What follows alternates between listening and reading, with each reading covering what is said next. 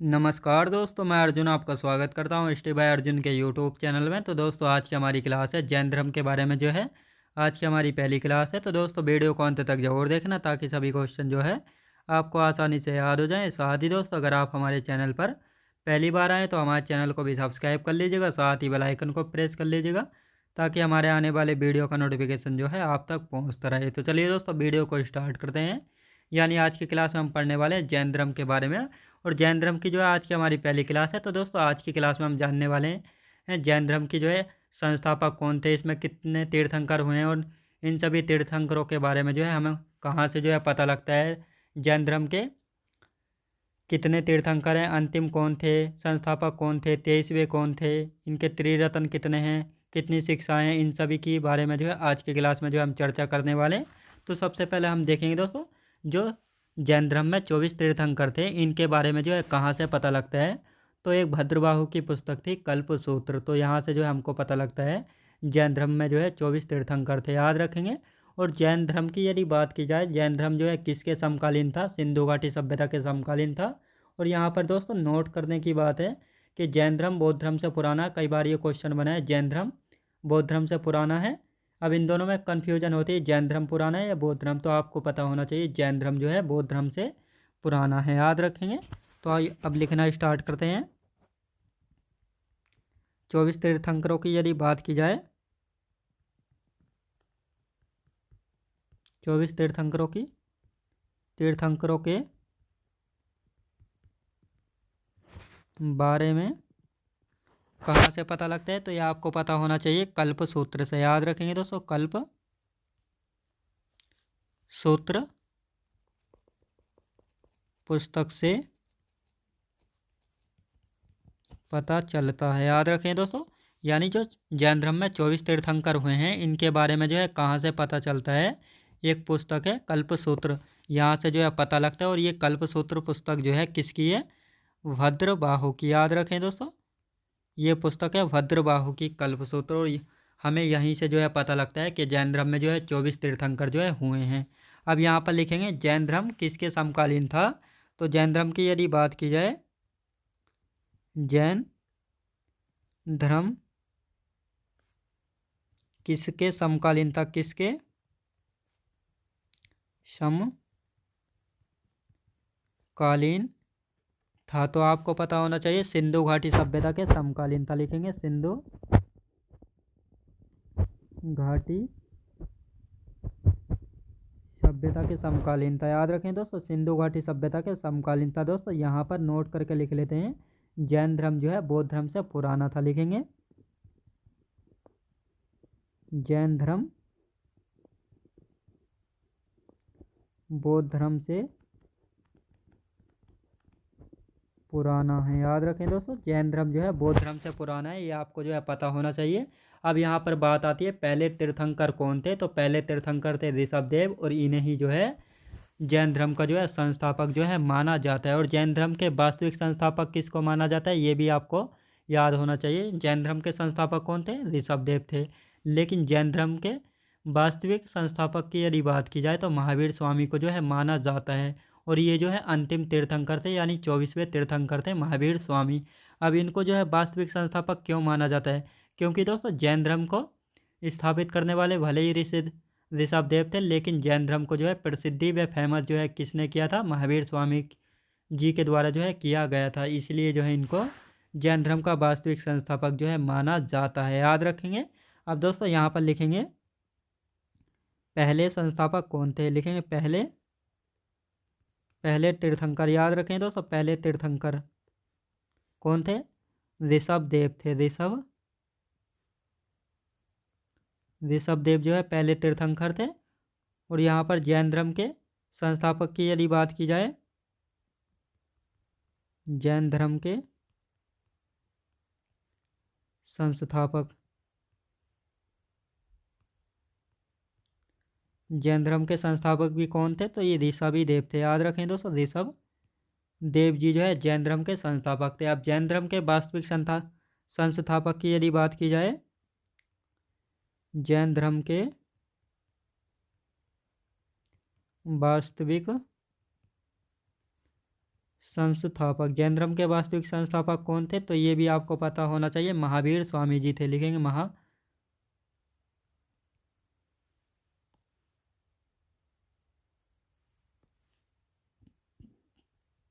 महावीर स्वामी जी थे। याद रखें दोस्तों, महावीर स्वामी जी थे। और साथ ही महावीर स्वामी जी जो है अंतिम तीर्थंकर थे। लिखेंगे अंतिम तीर्थंकर थे। याद रखें दोस्तों, अंतिम तीर्थंकर थे, जो कि 24वें थे। याद रखें दोस्तों, 24वें तीर्थंकर थे। याद रखें कौन थे? 24वें तीर्थंकर थे। अब ऋषभ देव जी का जन्म कहाँ पर हुआ था, तो इनके बारे में जान लेते हैं। ऋषभ देव जी ने कौन कौन सी शिक्षाएं दी थी, तो यहाँ पर जो है इन सभी को हम लिखने वाले हैं। तो ऋषभ देव का दोस्तों जन्म कहाँ पर हुआ था? इनका जन्म हुआ था अयोध्या में।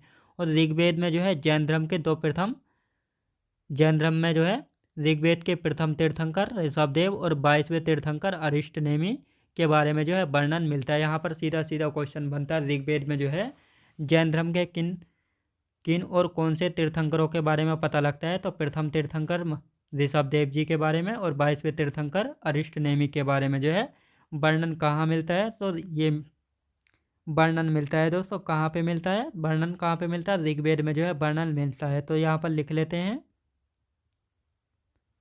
ऋषभ देव की यदि बात की जाए, ऋषभ देव जी का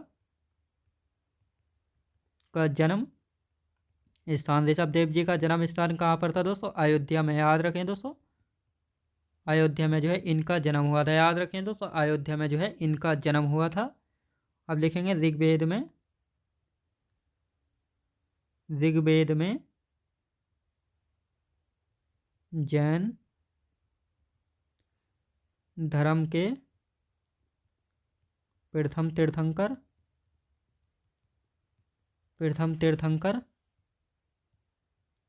ऋषभदेव और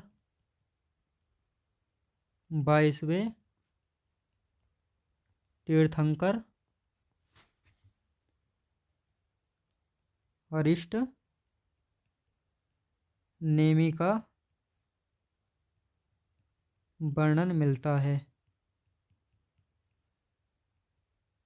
याद रखेंगे, यानी ऋग्वेद में जैन धर्म के प्रथम तीर्थंकर ऋषभदेव और 22वें तीर्थंकर अरिष्ट नेमि का जो है वर्णन मिलता ही। ये जो आपको याद होना चाहिए, ऋषभदेव जी के द्वारा जो है कौन कौन सी शिक्षाएं जो है दी गई थी। याद रखें दोस्तों, यानी जैन धर्म में जो है ऋषभदेव ने कौन कौन सी शिक्षाएं दी थी, तो ऋषभदेव जी के द्वारा जो है दो शिक्षाएं दी गई थी, अहिंसा और अपरिग्रह। अहिंसा की यदि बात की जाए तो यानी किसी से लड़ाई झगड़ा जो है नहीं करना चाहिए। अपरिग्रह याद रखें दोस्तों, ये दोनों शिक्षाएं जो हैं किसके द्वारा दी गई थी? इन दोनों शिक्षाओं की यदि बात की जाए तो ऋषभदेव जी के द्वारा जो है दी गई थी। तो इनको जो है यहाँ पर लिख लेते हैं, ऋषभ देव की शिक्षाएं। याद रखें दोस्तों, ऋषभ देव जी की जो है शिक्षाएं कितनी शिक्षाएं दी थी? दो शिक्षाएं दी थी। कौन कौन सी? अहिंसा और अपरिग्रह। याद रखें दोस्तों, अहिंसा और अपरिग्रह। याद रखें दोस्तों, अपरिग्रह, ये दोनों शिक्षाएं जो है किसके द्वारा दी गई थी? तो ये दोनों शिक्षाएं जो है ऋषभ देव जी के द्वारा जो है दी गई थी। अब दोस्तों इनके प्रतीक चिन्ह की यदि बात की जाए तो इनका प्रतीक चिन्ह क्या था? तो सांड इनका प्रतीक चिन्ह था। याद रखें दोस्तों, लिख लेते हैं प्रतीक चिन्ह। प्रतीक चिन्ह क्या था दोस्तों? इनका सांड जो है प्रतीक चिन्ह था। दोस्तों सांड जो है बौद्ध धर्म में महात्मा बुद्ध का जो है जवानी का प्रतीक चिन्ह था। याद रखें दोस्तों, यानी जब महात्मा बुद्ध जो है जवान अवस्था में थे यानी यौवन अवस्था में थे तो उनका जवानी का प्रतीक क्या था? तो सांड था। ये भी आपको जो है याद रखना है। अब इनके उपनाम देख लेते हैं, ऋषभ देव जी के उपनाम कौन कौन से? जैसे इनको केसरिया देव कहा गया है, आदिनाथ जो है, ये इन दोनों नामों का जो है कहाँ पर वर्णन मिलता है? तो ये दोनों का वर्णन जो है ऋग्वेद में मिलता है। और केसरिया देव यानी ऋषभ देव जी के जो है दो पुत्र थे, एक का नाम था दोस्तों भरत और एक का नाम था महाबली या बाहुबली। और इनकी जो है एक मूर्ति बनी हुई है श्रावण बेलगोला कर्नाटक में, जिस मूर्ति को जो है चामुंडा राय के द्वारा जो है बनवाया गया था। याद रखें दोस्तों, किसके द्वारा बनवाया गया था? चामुंडा राय के द्वारा जो है बनवाया गया था। तो अब यहाँ पर लिख लेते हैं उपनाम। उपनाम की यदि बात की जाए, उपनाम क्या है? केसरिया देव याद रखें दोस्तों, केसरिया देव या आदिनाथ। आदिनाथ का वर्णन कहाँ पे मिलता है? ऋग्वेद में याद रखें दोस्तों, ऋग्वेद में वर्णन मिलता है। याद रखें दोस्तों, ऋग्वेद में जो है आदिनाथ का वर्णन मिलता है। और केसरिया देव के जो है दो पुत्र थे, यानी ऋषभ देव जी के जो है दो पुत्र थे। कौन कौन से दो पुत्र थे, इनके नाम भी जो है आपको पता होना चाहिए। पहले थे भरत, पहले थे भरत, और दूसरे कौन थे दोस्तों? महाबली या बाहुबली। ये किन के पुत्र थे? तो ये पुत्र थे किन के दोस्तों? ऋषभ देव जी के पुत्र थे। और इन्हीं महाबली की जो है एक मूर्ति बनी हुई है, इनकी जो है एक मूर्ति बनी हुई है। कहाँ पर दोस्तों? श्रवण बेलगोला में, श्रवण बेलगोला कर्नाटक में जो है इनकी एक मूर्ति जो है बनी हुई है।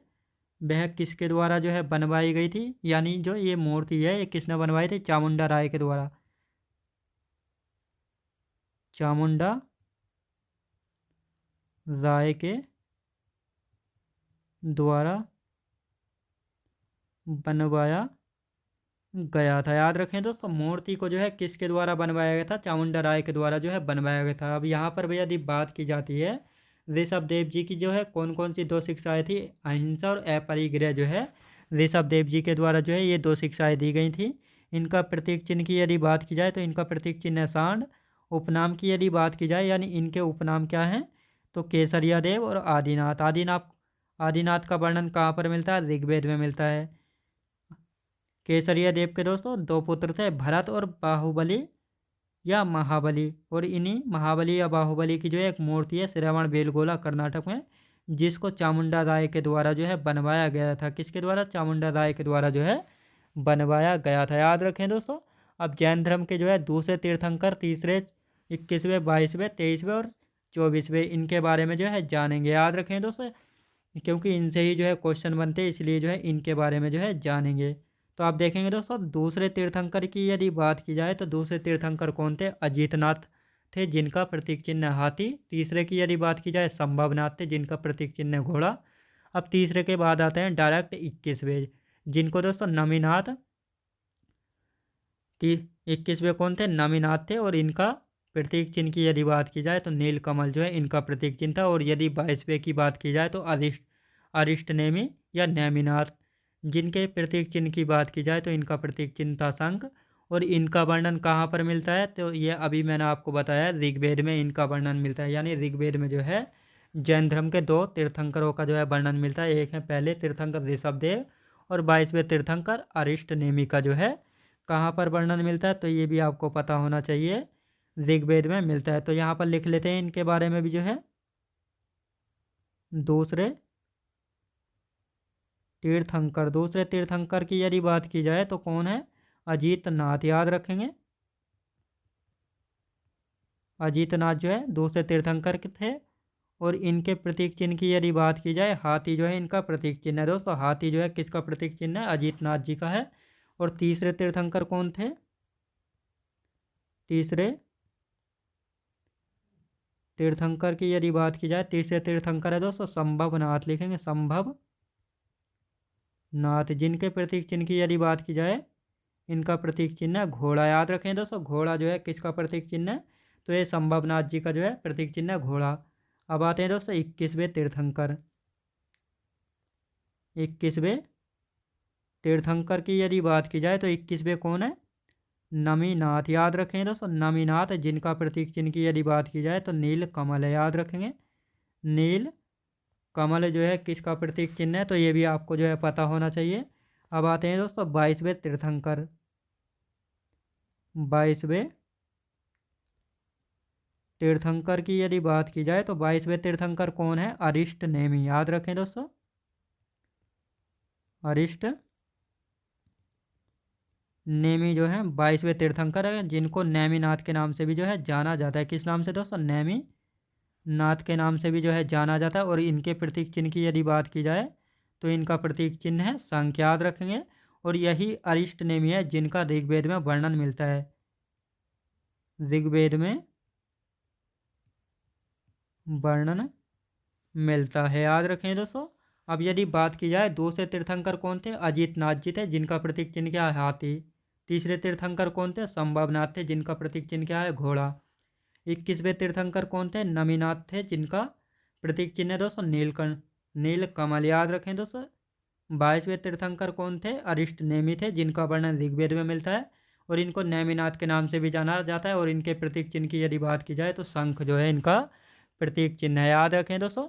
अब देखेंगे 23वें तीर्थंकर कौन थे। 23वें तीर्थंकर जो है सबसे ज़्यादा मोस्ट इंपॉर्टेंट है और 24वें, इन दोनों से जो है अधिकतर क्वेश्चन जो है बनते हैं एग्जाम में।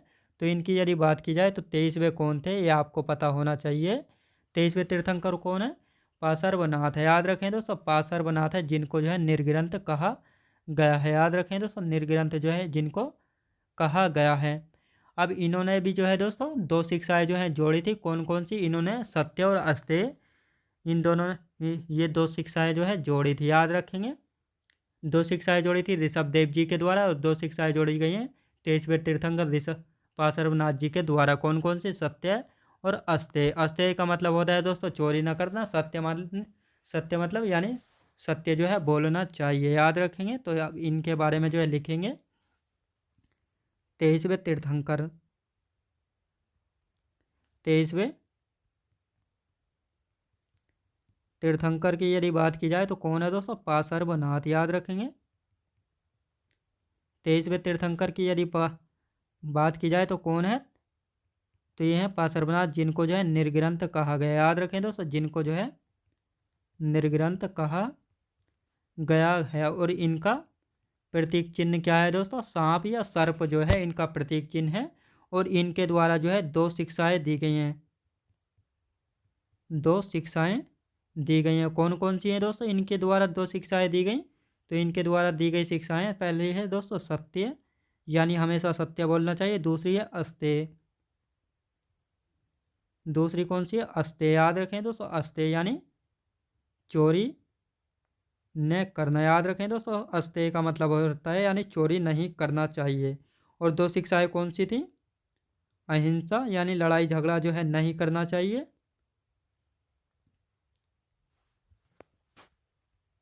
और इनकी दूसरी शिक्षा थी दोस्तों अपरिग्रह। याद रखें दोस्तों, अपरिग्रह। अपरिग्रह किसकी है, अपरिग्रह का मतलब होता है धन का संचय न करना। याद रखें दोस्तों, धन का संचय न करना। याद रखें दोस्तों, धन का संचय न करना यानी धन इकट्ठा न करना। तो ये चार शिक्षाएं जो है हो गई हैं। दो शिक्षाएं दी हैं दोस्तों किसने, पार्श्वनाथ जी के द्वारा, सत्य और अस्तेय। ये दो शिक्षाएं दी थी दोस्तों किसने, ऋषभ देव जी के द्वारा जो है दी गई थी, जो कि जैन धर्म के संस्थापक जो है माने गए हैं और पहले तीर्थंकर भी जो है थे। याद रखेंगे। अब इनके यानी पार्श्वनाथ जी के बारे में जानेंगे। इनका जन्म कहाँ पर हुआ था, इनके माता पिता कौन थे, इनकी पत्नी कौन थी, इन्होंने जो है कितने दिन तपस्या की थी, जबकि इनको ज्ञान की प्राप्ति, कितने दिन तपस्या करने के बाद जो इनको ज्ञान की प्राप्ति हुई थी, कहाँ पर इनको ज्ञान की प्राप्ति हुई थी, इन्होंने कौन कौन सी शिक्षा दी हैं। और इसके बाद जानेंगे महावीर स्वामी जी के बारे में। तो इनके बारे में देख लेते हैं, इनके माता पिता कौन हैं। तो यहाँ पर हेडिंग डाल लेते हैं, पार्श्वनाथ। पार्श्वनाथ जी की यदि बात की जाए तो ये 23वें तीर्थंकर थे। अब इनके यदि बात की जाए तो सबसे पहला आता है जन्म स्थान। जन्म स्थान, इनका जन्म जो है कहाँ पर हुआ था, तो ये आपको पता होना चाहिए। इनकी माता कौन थी ये भी आपको पता होना चाहिए। और इनके पिताजी कौन थे, इनके पिता कौन थे, इनकी पत्नी कौन थी, इन्होंने कितने दिन जो है तपस्या की थी, कितने दिन इन्होंने जो है तपस्या की थी, कितने दिन बाद जो है ज्ञान की प्राप्ति हुई थी, ज्ञान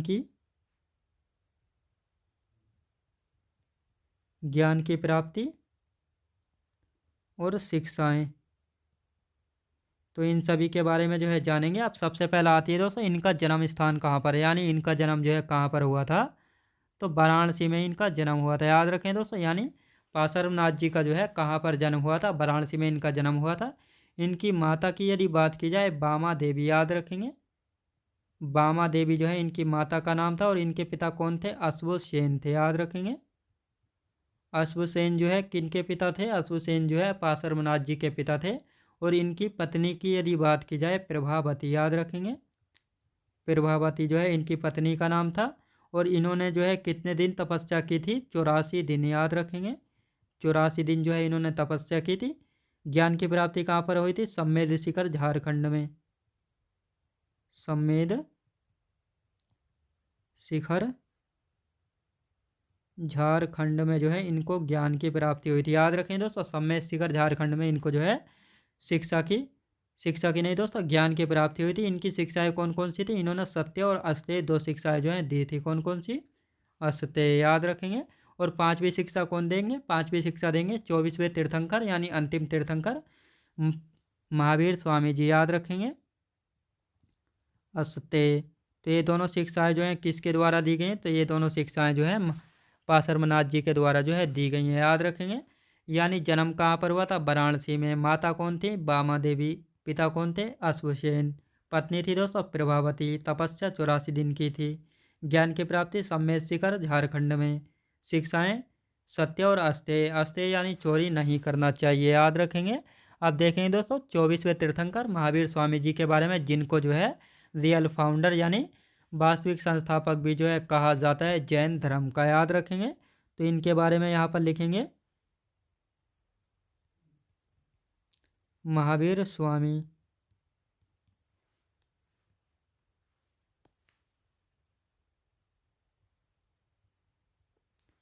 महावीर स्वामी जी की यदि बात करते हैं तो दोस्तों महावीर स्वामी जो है कौन से नंबर के तीर्थंकर थे? ये आपको पता होना चाहिए।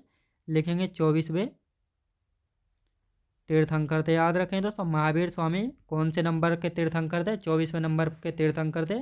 और इनको जो है वास्तविक संस्थापक भी जो है कहा गया। लिखेंगे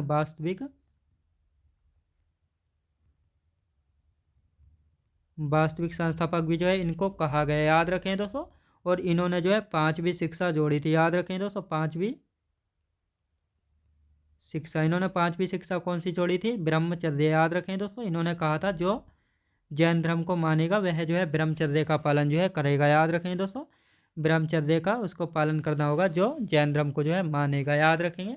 अब इनके प्रतीक चिन्ह की यदि बात की जाए, जिस प्रकार जो है सबके हमने प्रतीक चिन्ह देखे हैं, जैसे पाशरमनाथ जी की यदि बात की जाए जो कि जैन धर्म के 23वें तीर्थंकर थे, इनका प्रतीक चिन्ह था दोस्तों सर्प यानी सांप। तो इसी प्रकार जो है महावीर स्वामी का प्रतीक चिन्ह की यदि बात की जाए तो महावीर स्वामी जी का प्रतीक चिन्ह कौन सा था? इनका प्रतीक चिन्ह है दोस्तों शेर या सिंह, याद रखेंगे। शेर या सिंह किसका प्रतीक चिन्ह है? तो ये आपको पता होना चाहिए। अब देखेंगे दोस्तों इनका जन्म कहाँ पर हुआ था, इनकी माता पिता, इनकी मृत्यु, इनकी पत्नी, इनकी पुत्री, इनके दामाद, इन सभी के बारे में जो है जानने वाले हैं। तो सबसे पहले देखेंगे इनका जन्म कब हुआ था। इनके जन्म की यदि बात की जाए तो 540 बीसी में हुआ था, याद रखें दोस्तों। इनके यदि जन्म की बात की जाए तो 540 बीसी में हुआ था। कहाँ पर हुआ था ये भी आपको पता होना चाहिए, कुंडग्राम, याद रखें दोस्तों। कुंडग्राम वैशाली में, याद रखें दोस्तों। कुंडग्राम वैशाली में जो है इनका जन्म हुआ था। कहाँ पर दोस्तों? कुंडग्राम वैशाली में इनका जन्म हुआ था। और यदि मृत्यु की बात की जाए तो इनकी मृत्यु कहाँ पर हुई थी? तो इनकी मृत्यु हुई थी दोस्तों 468 बीसी में, याद रखें दोस्तों। 468 बीसी में इनकी मृत्यु हुई थी। कहाँ पर हुई थी? पावापुरी में, याद रखें दोस्तों। पावापुरी में हुई थी। दिवाली के दिन, याद रखें दोस्तों। दिवाली के दिन जो है इनकी मृत्यु हुई थी पावापुरी में। कब हुई थी? 468 बीसी में। ये भी जो है आपको याद रखना चाहिए। अब इनके पिता की यदि बात करते हैं, इनके पिता कौन थे? पिता थे दोस्तों इनके सिद्धार्थ, याद रखेंगे। सिद्धार्थ इनके पिता कौन थे? सिद्धार्थ थे जो कि जारतक या इक्ष्वाकु वंश से संबंधित है, याद रखें दोस्तों। ग्यारतक या इक्ष्वाकु वंश से संबंधित है, याद रखें दोस्तों। यानी महावीर स्वामी के पिता कौन थे? सिद्धार्थ है जो कि ग्यारतक या इक्ष्वाकु वंश से संबंधित है, याद रखें दोस्तों। इनकी माता की यदि बात की जाए, इनकी माता कौन थी?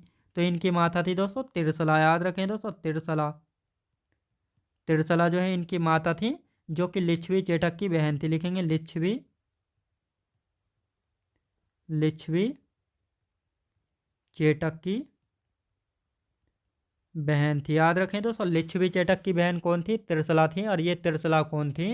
तो ये त्रिशला जो है महावीर स्वामी जी की माता थी। कौन थी दोस्तों? महावीर स्वामी जी की जो है माता थी। अब इनकी पत्नी की यदि बात की जाए, इनकी पत्नी कौन थी? यानी महावीर स्वामी जी की पत्नी की यदि बात की जाए तो यशोदा। याद रखेंगे दोस्तों, यशोदा जो है इनकी पत्नी का नाम था। अब इनकी दोस्तों पुत्री की यदि बात की जाए तो इनकी पुत्री कौन थी? पुत्री यानी इनकी बेटी का क्या नाम था? अनुजा प्रियदर्शनी लिखेंगे। अनुजा,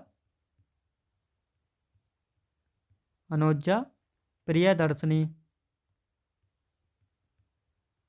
अनुजा प्रियदर्शनी जो है इनकी पुत्री थी। और इनके दामाद की यदि बात की जाए, इनके दामाद कौन थे? जमाली थे। याद रखें दोस्तों, जमाली इनके दामाद थे। और यही जमाली हैं जो कि इनके प्रथम शिष्य बने थे। याद रखें दोस्तों, यानी ज्ञान प्राप्ति के बाद जो है महावीर स्वामी जी के द्वारा जो है इन्हीं को जो है पहला उपदेश जो है दिया गया था। याद रखें दोस्तों, इन्हीं को जो है पहला उपदेश दिया गया था। याद रखें दोस्तों, इन्हें पहला उपदेश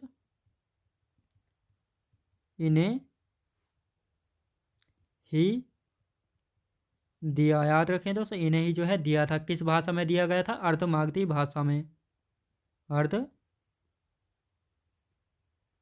मागधी भाषा में। याद रखें दोस्तों, अर्धमागधी भाषा में जो है जमाली को दिया था। और इसके बाद जो है बाद में जैन धर्म की जो है कौन सी भाषा हो गई थी? प्राकृत भाषा जो है हो गई थी। कौन सी भाषा हो गई थी? प्राकृत भाषा हो गई थी बाद में। याद रखें दोस्तों, अभी इसका एक बार रिवीजन करेंगे ताकि आपको जो है सभी कुछ अच्छे से याद हो जाए।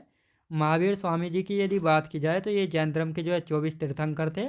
और इन्हें जो है जैन धर्म का वास्तविक संस्थापक जो है कहा जाता है। अब दोस्तों इनको जो है वास्तविक संस्थापक क्यों कहा जाता है? क्योंकि इन्होंने जो है जैन धर्म को जो है प्रसिद्धि दिलाई थी, यानी अधिक फेमस जो है किया था। क्योंकि ऋषभदेव भले ही जैन धर्म के संस्थापक थे, लेकिन वह जो है जैन धर्म को प्रसिद्धि यानी फेमस जो है नहीं कर पाए थे। वह काम जो है महावीर स्वामी जी के द्वारा जो है किया गया था, इसीलिए इनको जैन धर्म का वास्तविक संस्थापक जो है कहा जाता है। और इन्होंने जो है जैन धर्म में कौन सी पांचवी शिक्षा जोड़ी थी? ब्रह्मचर्य जो है जोड़ी थी। इन्होंने कहा था जो जैन धर्म को मानेगा उसे ब्रह्मचर्य का पालन करना चाहिए। और इनके प्रतीक चिन्ह की यदि बात की जाए तो इनका प्रतीक चिन्ह है दोस्तों शेर या सिंह जो है इनका प्रतीक चिन्ह है। इनके यदि जन्म की बात की जाए तो 540 बीसी में जो है कुंडग्राम वैशाली में इनका जन्म हुआ था। इनकी मृत्यु की यदि बात की जाए तो 468 बीसी में पावापुरी में दिवाली के दिन जो है दोस्तों इनकी मृत्यु हुई थी महावीर स्वामी जी की। इनके पिता कौन थे? इनके पिता थे सिद्धार्थ, जो कि ग्यारतक या इक्ष्वाकु वंश से जो है संबंधित थे।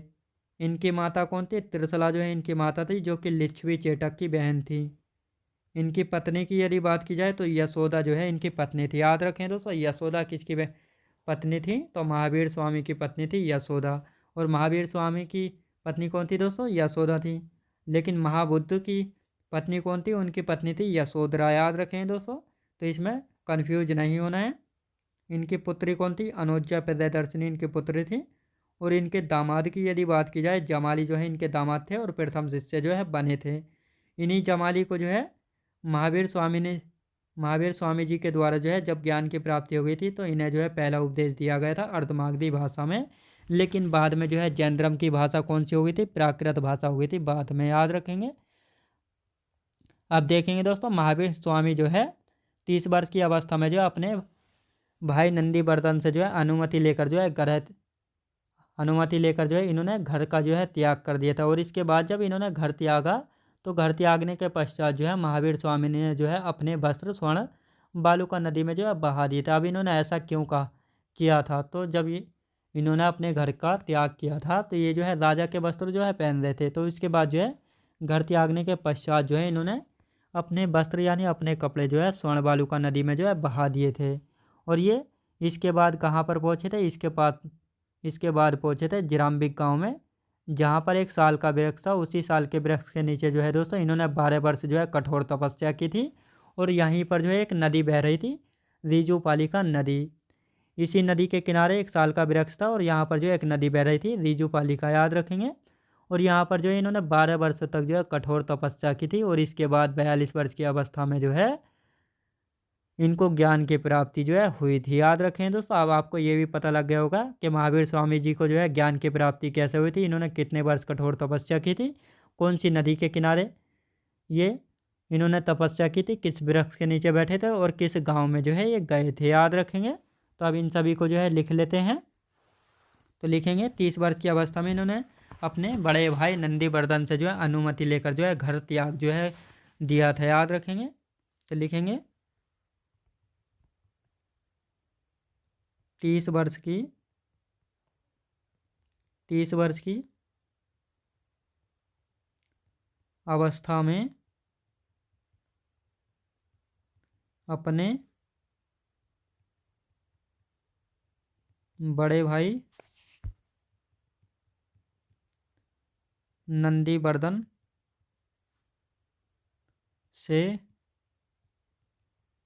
से अनुमति लेकर घर त्याग दिया था। लेकर घर त्याग किया। याद रखें दोस्तों।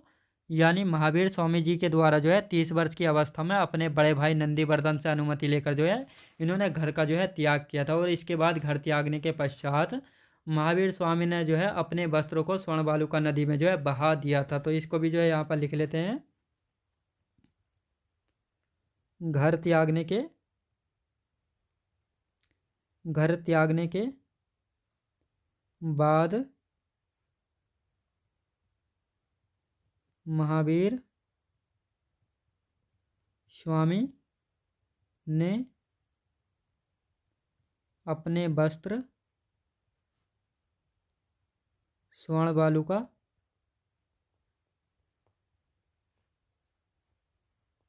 नदी में बहा दिए। याद रखें दोस्तों। यानी घर त्यागने के बाद जो है महावीर स्वामी ने अपने वस्त्र जो है किस नदी में बहाए थे, तो ये भी आपको पता रखना चाहिए। ये आपको पता होना चाहिए। स्वर्ण बालुका नदी में जो है बहा दिए थे। और इसके बाद जो है ये कहाँ पर पहुँचे थे? जिराम्बिक गांव में पहुँचे थे। याद रखें दोस्तों। जिराम्बिक गांव में पहुँचे थे। कहाँ पर पहुँचे थे? जिराम्बिक गांव जो है ये पहुँचे थे। और यहाँ पर जो है दोस्तों एक नदी बह रही थी। याद रखें दोस्तों।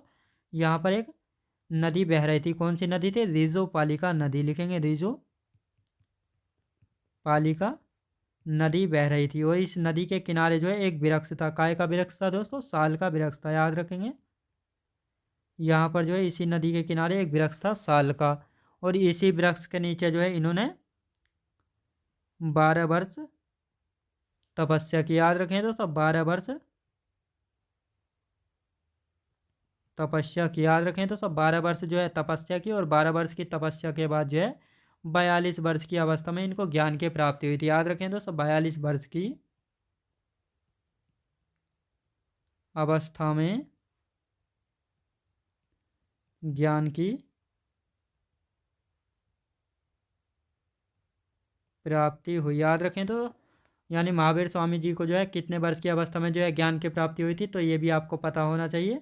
यहाँ पर देखें घर त्यागने के बाद जो है महावीर स्वामी ने अपने वस्त्र किस नदी में बहाए थे? स्वर्ण बालुका नदी में। और इसके बाद जो है ये जिराम्बिक गाँव में पहुँचे थे, जहाँ पर रिजुपालिका नदी के किनारे एक साल का वृक्ष था।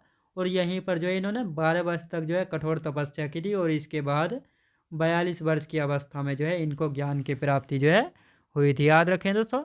अब ज्ञान की प्राप्ति के बाद जो है महावीर स्वामी केवलिन जिन व निर्ग्रंथ कहलाए। जहाँ पर यदि बात की जाए तो इन्होंने पहला उपदेश जो है कहाँ पर दिया था? पहला उपदेश दिया था दोस्तों इन्होंने राजगृह में, अर्धमागधी भाषा में। लेकिन किसको दिया था? यह भी मैंने आपको बताया, जमाली को दिया था, जो कि इनके प्रथम शिष्य थे। और साथ ही जमाली जो है इनके दामाद थे। याद रखेंगे। तो यहाँ पर लिखेंगे ज्ञान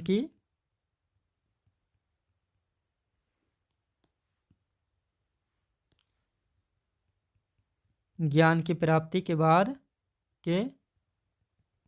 बाद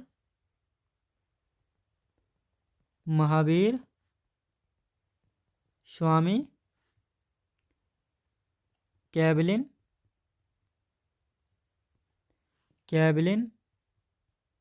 जिन निर्ग्रंथ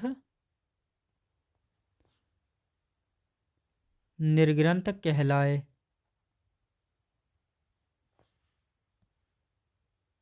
यानी ज्ञान की प्राप्ति के बाद जो है महावीर स्वामी क्या कहलाए, यानी ज्ञान की प्राप्ति के बाद जो है महावीर स्वामी कैवल्य जिन व निर्ग्रंथ जो है कहलाए।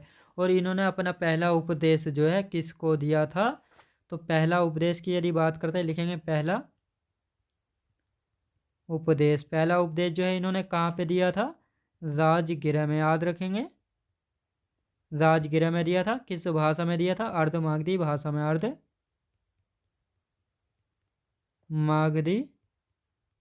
भाषा में दिया था। किसको दिया था दोस्तों, जमाली को, याद रखेंगे। यानी इन्होंने अपना पहला उपदेश जो है किसको दिया था, जमाली को जो है दिया था, याद रखेंगे। अब ज्ञान की प्राप्ति जो है कब हुई थी, तो इनको ज्ञान की प्राप्ति की यदि बात की जाए वैशाख दशमी के दिन, याद रखेंगे।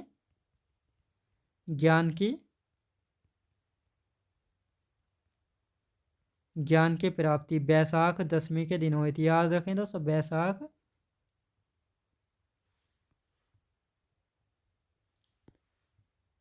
वैशाख दशमी के दिन जो है इनको क्या हुआ था, ज्ञान की प्राप्ति हुई थी, याद रखें दोस्तों। वैशाख दशमी के दिन जो है महावीर स्वामी को जो है ज्ञान की प्राप्ति हुई थी। अब जैन धर्म के त्रिरत्न कौन से हैं, याद रखें दोस्तों। जैन धर्म के त्रिरत्न की यदि बात की जाए तो यहाँ पर जो है लिख लेते हैं, जैन धर्म के त्रिरत्न, याद रखें दोस्तों। जैन धर्म के भी जो है त्रिरत्न है, जिस प्रकार हमने जाना था दोस्तों। अब यहाँ पर कौन कौन से त्रिरत्न है जैन धर्म के, तो हम बात करते हैं दोस्तों सम्यक दर्शन, सम्यक ज्ञान और सम्यक आचरण। तो ये तीनों जो हैं लिख लेते हैं इनको, सम्यक दर्शन, याद रखें दोस्तों, सम्यक दर्शन, सम्यक ज्ञान, सम्यक ज्ञान, सम्यक आचरण, याद रखें दोस्तों, सम्यक आचरण। तो ये तीनों जो हैं सम्यक दर्शन, सम्यक ज्ञान और सम्यक आचरण, तो ये कौन है दोस्तों, ये तीनों जो हैं जैन धर्म के त्रिरत्न है, याद रखें दोस्तों, जैन धर्म के त्रिरत्न हैं। तो दोस्तों मैं उम्मीद करता हूँ आपको वीडियो क्वालिटी कंटेंट वगैरह सभी कुछ आपको पसंद आया होगा। पसंद आया हो तो लाइक शेयर और सब्सक्राइब करना बिल्कुल भी ना भूलें। साथ ही दोस्तों अगर आप हमारे चैनल पर पहली बार आएँ तो हमारे चैनल को भी सब्सक्राइब कर लीजिएगा, साथ ही बेल आइकन को प्रेस कर लीजिएगा ताकि हमारे आने वाले वीडियो का नोटिफिकेशन जो है आप तक पहुंचता रहे। तो चलिए दोस्तों मिलते हैं नेक्स्ट वीडियोज़ में।